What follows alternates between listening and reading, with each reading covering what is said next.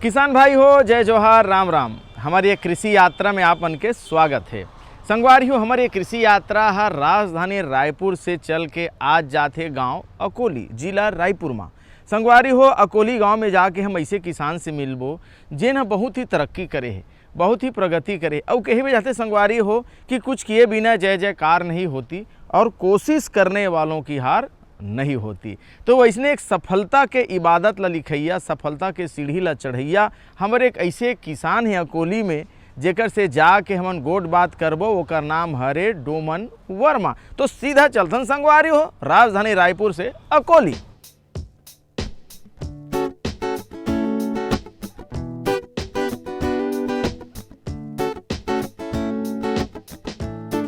भारत की असली ताकत उसके गांवों में बसती है, जहां मिट्टी फसल ही नहीं उगाती, सपने भी जगाती है। आज हमारी यात्रा शुरू होती है रायपुर से अकोली मांढर की ओर, उस किसान के पास जिसने पानी की कमी, संघर्ष और असफलताओं के बीच भी हार नहीं मानी। ये कहानी है डोमन वर्मा की, एक ऐसे किसान की जिसने नौकरी के सपनों से आगे बढ़कर खेती को अपना भविष्य बनाया और आज वही खेती उनकी पहचान बन चुकी है।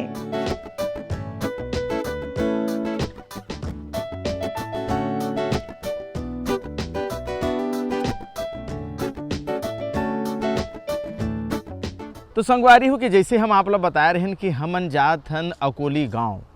तो अकोली गांव हमन पहुंच गए हैं संगवारी हो। अकोली गांव के जो सफल किसान हैं डोमन वर्मा जी, कहीं भी जाते संगवारी हो कि जुनून अगर आदमी पाल लेते ना तब मंजिल पाए सोला कोई रोक नहीं सकाए। तो ऐसने जुनूनी हमर किसान है जो आत्मनिर्भर हो है, जो मेहनत करे है और मेहनत करके सफलता के सीढ़ी में चढ़े है, और ओकर नाम है डोमन वर्मा। तो डोमन वर्मा जी के सीधा खेत में जाबो और खेत में जाके ओकर से जानबो, पूछबो, समझबो कि कैसे मेहनत करके वह सफलता के कहानी ला लिखे है।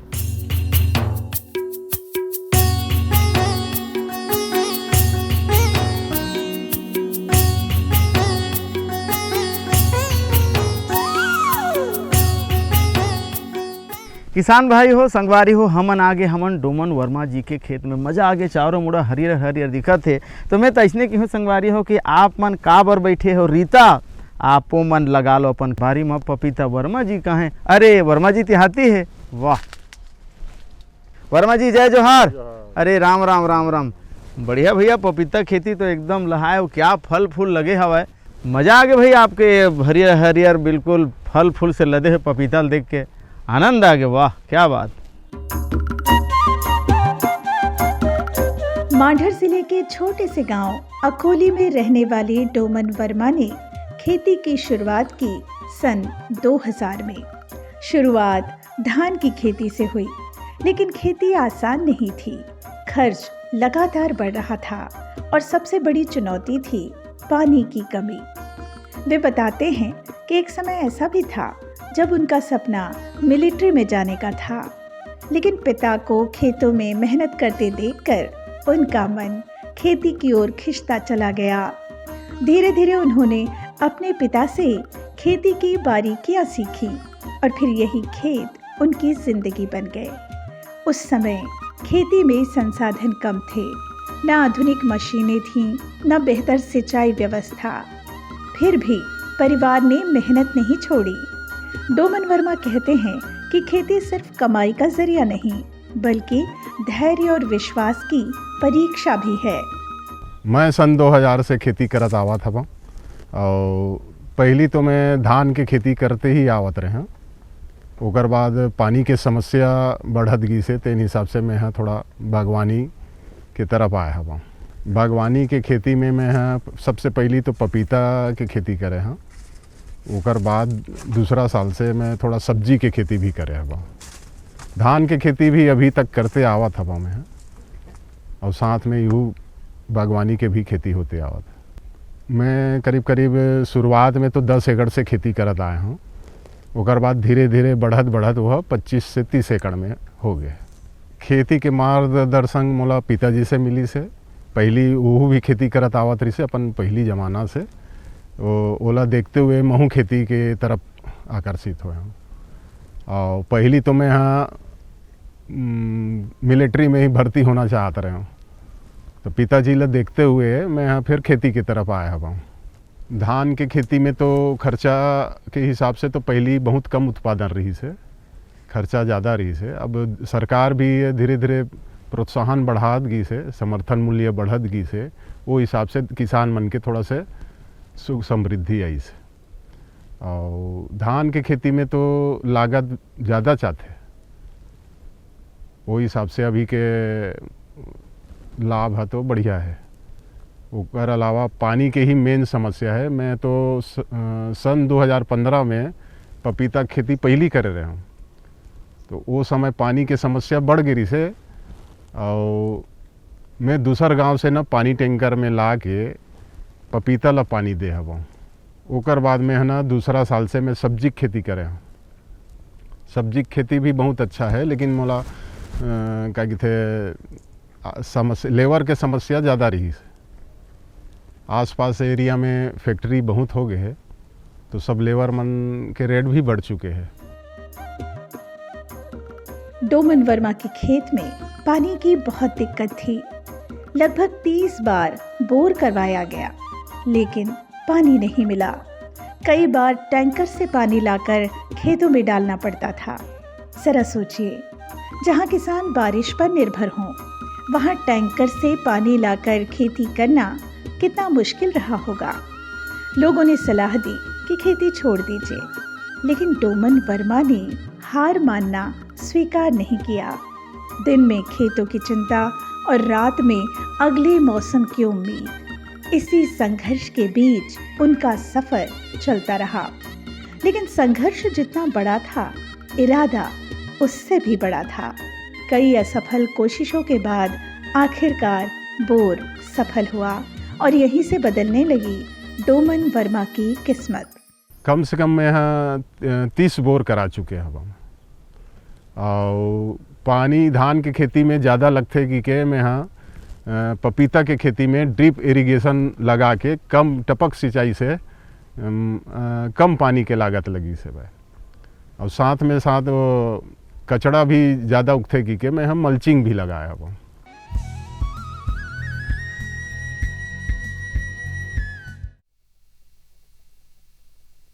सब्जी में मसाला ज्यादा है। कितनी बार कहा है कि जितनी जरूरत हो बस उतना ही डाला करो। अरे मुझसे तो ऐसा कभी कभार होता है। और तुम जो हमेशा खेत में अनाप शनाप कीटनाशक डालते हो, उसका क्या?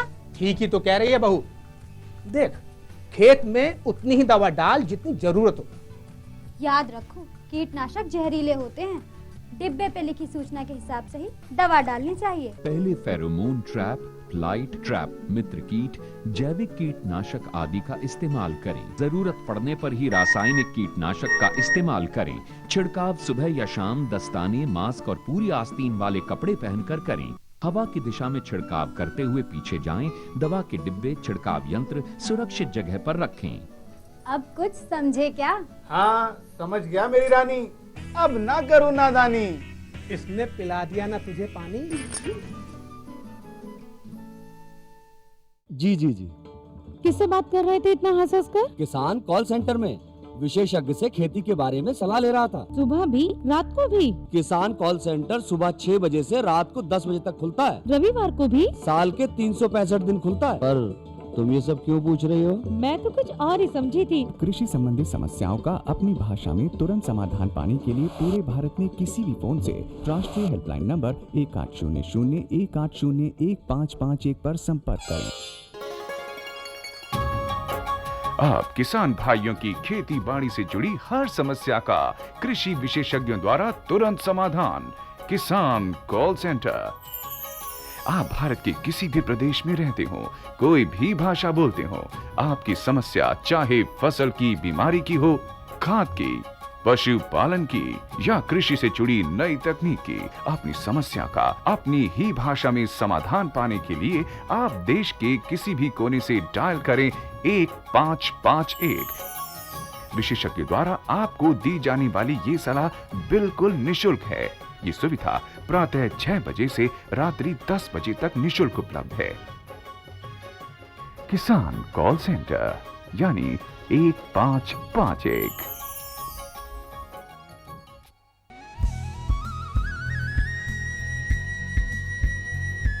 संगवारी हो, किसान भाई हो, कैसे डोमन वर्मा जी हा मेहनत करे है, तरक्की करे है, प्रगति करे है, कैसे वो पानी के समस्या से जूझे है, कैसे लागत ज़्यादा लगाए और आमदनी कम होए, लेकिन वो चुनौती से हारिस नहीं, चुनौती को सामना करे और चुनौती के सामना करके कैसे वो आत्मनिर्भर बने हैं, कैसे वो सफलता के सीढ़ी में चढ़े, कैसे वो सफलता के कहानी लिखे हैं।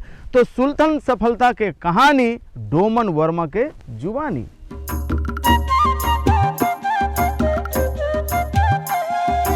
सन 2015 में डोमन वर्मा ने एक बड़ा फैसला लिया। धान की पारंपरिक खेती के साथ उन्होंने बागवानी की ओर कदम बढ़ाया और चुना पपीते की खेती को। ये फैसला आसान नहीं था, क्योंकि पपीते की खेती में मेहनत भी ज़्यादा है और जोखिम भी।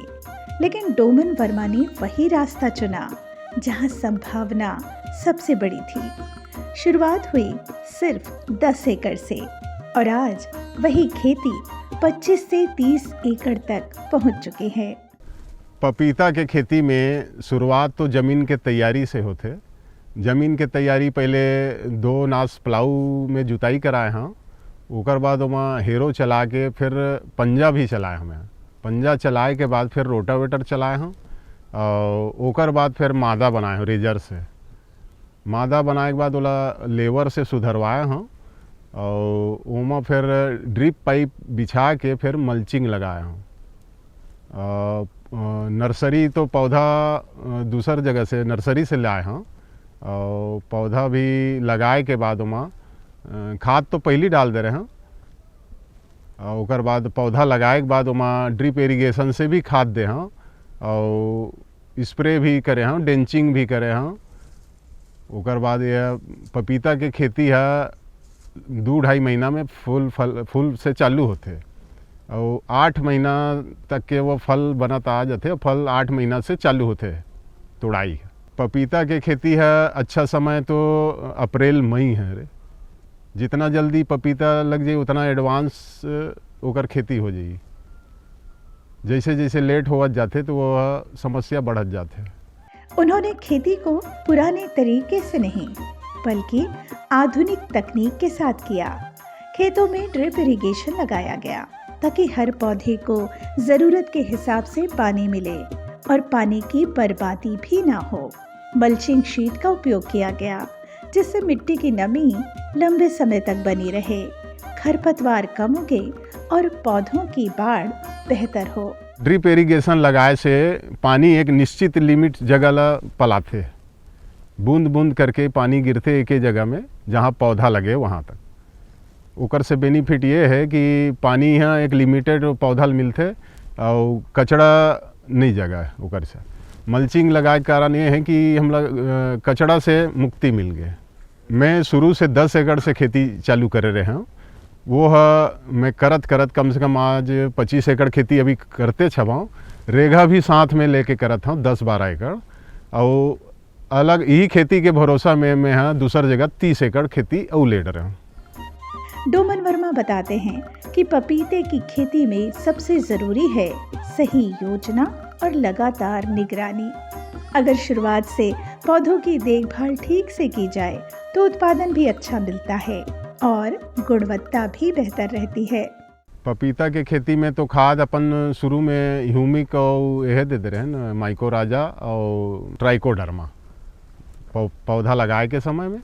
ओकर बाद 1 महीना के बाद जब बारिश मानसून आई थी ना तब वो खाद दे अपन बेसल के डोज में DAP, पोटास, राखड़, माइक्रोन्यूट्रेंट और सल्फर, जिंक। और एमा विशेष तो वाइट फ्लाई मतलब के ही ज़्यादा स्प्रे लगी से तो ओकर बर हमन अलग अलग तरीका के दवाई डाले हन भाई। पपीता के पौधा में नर्सरी लगाए के बाद डेंचिंग 2 बार दे हवन। एक तो 10 से 15 दिन में दे हन 19-19 के और ह्यूमिक एसिड के, और दूसरा डेंचिंग दे हन माइकोराजा और 05234। पपीता की खेती में खाद मानसून आई से तेकर बादे डाले हैं जब तक एमा नमी नहीं आ जा रहा है ऊपर से, नहीं तो गर्मी में ज़्यादा हीट होके पौधा मर भी सकते।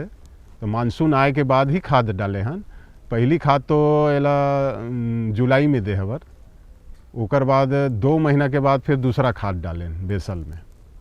संगवारी हो, किसान भाई हो, देखो डोमन वर्मा जी कैसे मेहनत करीस, और मेहनत जब करीस तो ओकर पूरा परिवार ओकर संग में हवाए, यानी ओकर बेटा ओकर संग में हवाए, ओकर पिताजी ओकर संग में है, ओकर श्रीमती ओकर संग में है, पूरा परिवार ह खेती किसानी में लगे है। और संगवारी जब परिवार के सपोर्ट मिल जाते ना, ये जन अंगरी है ना संगवारी हो, ये जब मुट्ठी बन जाते ना तो ताकत अलग हो जाते संगवारी हो। जिससे डोमन वर्मा के पूरा परिवार है खेती में समर्पित होकर खेती में सहयोग करत डोमन वर्मा जिला। तो औ कैसे ओकर सुपुत्र का कहत पढ़त लिखत लेकिन खेती रहर कैसे ओकर रुझान है, वही बात ला सुनबो, देखबो, जानबो और ओकर से प्रेरणा लेबो हमारे युवा किसान मन।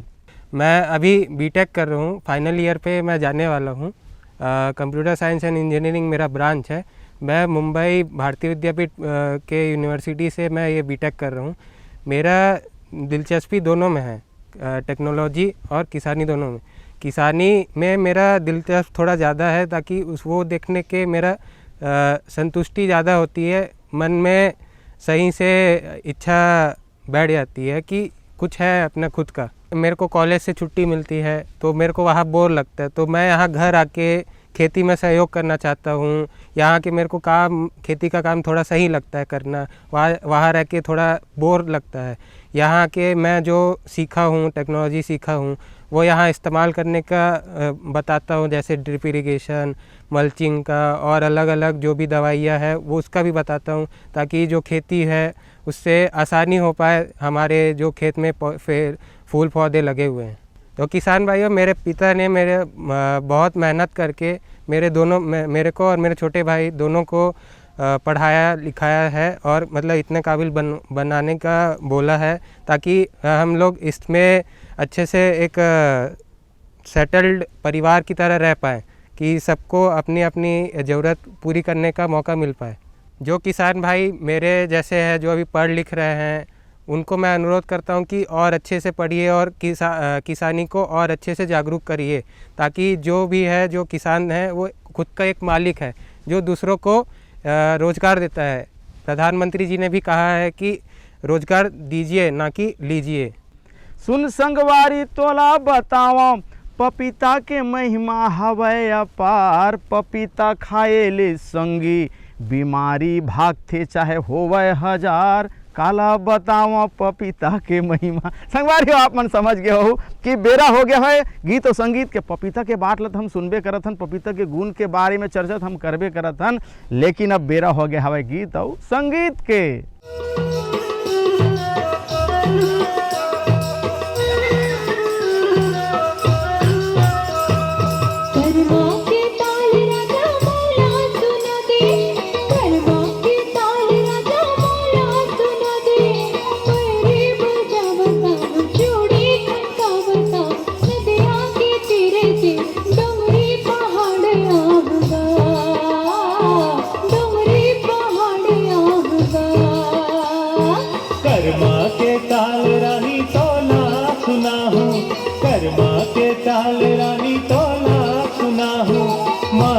बजावत आहूँ, घुंघरू खनकावत आहूँ, नदिया के तीरे तीरे डोंगरी पहाड़ आहूँ, डोंगरी पहाड़ आहूँ।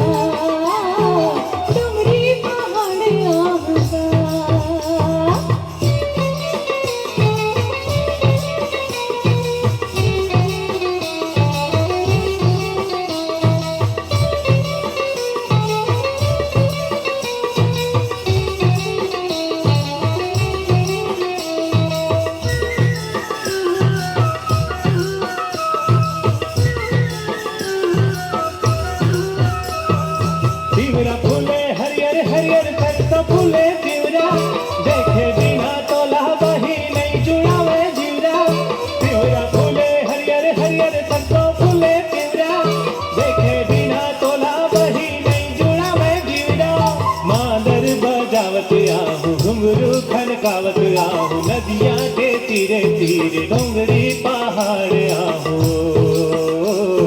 डोंगरी पहाड़ आहू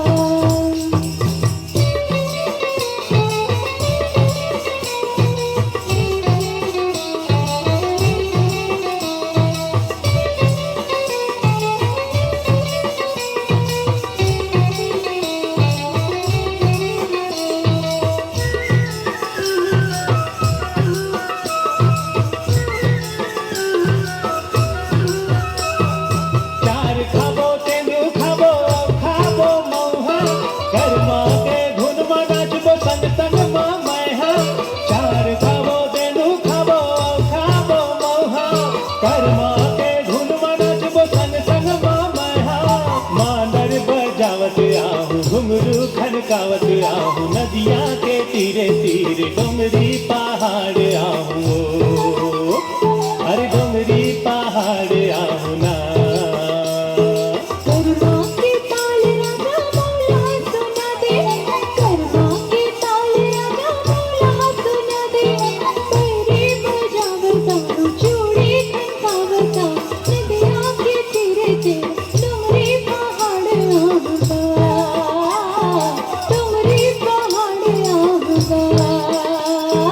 काल रानी तो ना सुना हूँ कर्मा के काल रानी तो ना सुना हूँ मांदर बजावत आहूँ घुंघरू खनकावत आहूँ नदिया के तीरे तीरे डोंगरी पहाड़ आहूँ डोंगरी पहाड़ आहूँ डोंगरी पहाड़ आहूँ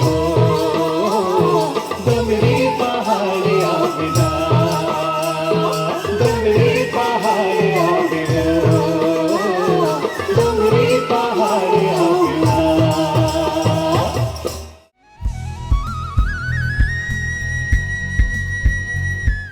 तो संगवारी हो बस आज अत के अवैया बेरा में फिर नवा नवा गोट बात जानकारी वैसने फिर एक बहुत सफल किसान से मिल के आप मन के बीच में आबो। अब हो गए हवाई जाए के बेरा दो विदा जय जोहार।